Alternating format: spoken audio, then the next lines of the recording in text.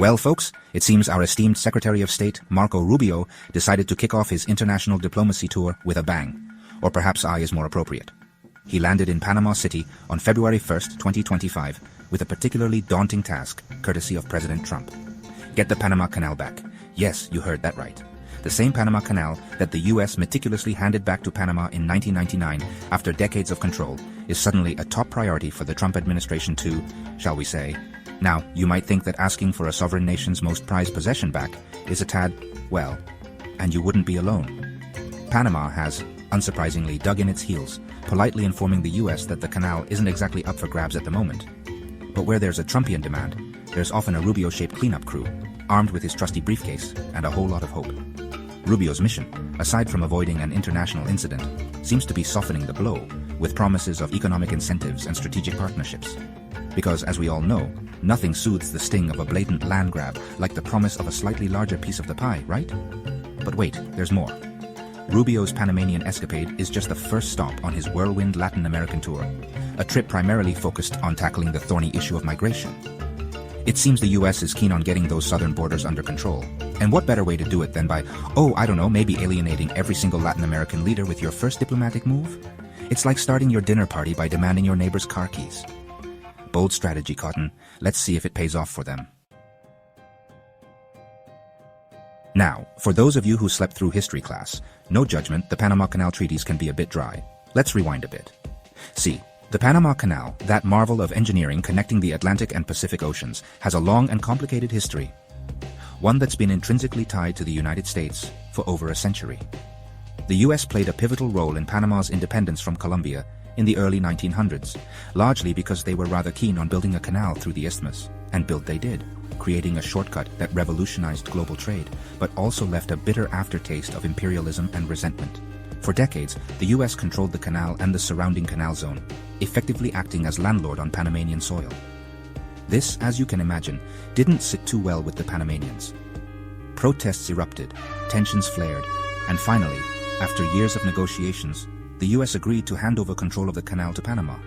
This historic event, formalized in 1977 with the signing of the Torrijos-Carter treaties, was seen as a victory for Panamanian sovereignty and a step towards a more equitable relationship between the two nations.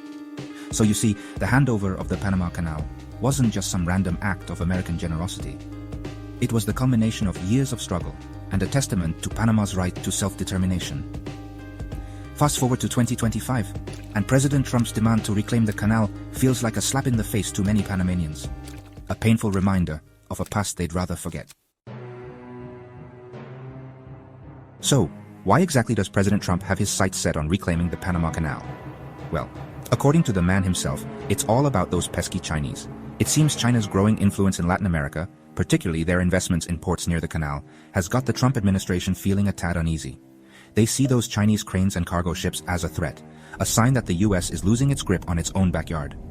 And what better way to reassert American dominance than by reclaiming a strategic choke point that they willingly gave away just a few decades ago?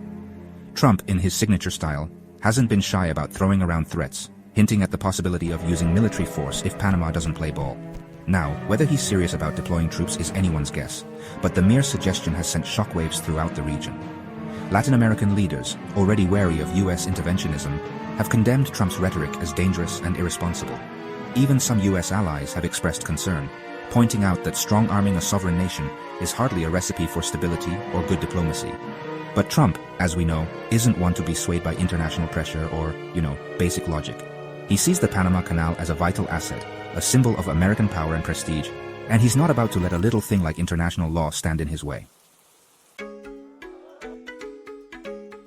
So, here's Marco Rubio, stuck between a rock and a hard place, or perhaps more accurately, between a Trumpian temper tantrum and a potential international crisis. His mission, should he choose to accept it, and let's face it, he doesn't have much of a choice, is to somehow salvage this diplomatic train wreck and emerge with at least a few scraps of dignity intact. To his credit, Rubio has been trying to downplay the whole military option thing, emphasizing instead the importance of negotiation and cooperation. He's dangling carrots in the form of economic incentives, promising Panama all sorts of goodies if they agree to play ball. Things like lower fees for U.S. goods passing through the canal, increased investment in Panamanian infrastructure, and closer collaboration on security issues. Whether these sweeteners will be enough to appease Panama, a nation that's fiercely proud of its independence and control over its own destiny, remains to be seen. The stakes are incredibly high, not just for the US and Panama, but for the entire region. The Panama Canal is a vital artery of global trade, and any disruption to its operation could have ripple effects across the world. Rubio's task is to navigate this diplomatic minefield with the utmost care, trying to appease his own president's insatiable appetite for domination, while also reassuring Panama and the rest of the world that the US isn't about to revert to its imperialist ways. It's a tough job, but hey, someone's got to do it.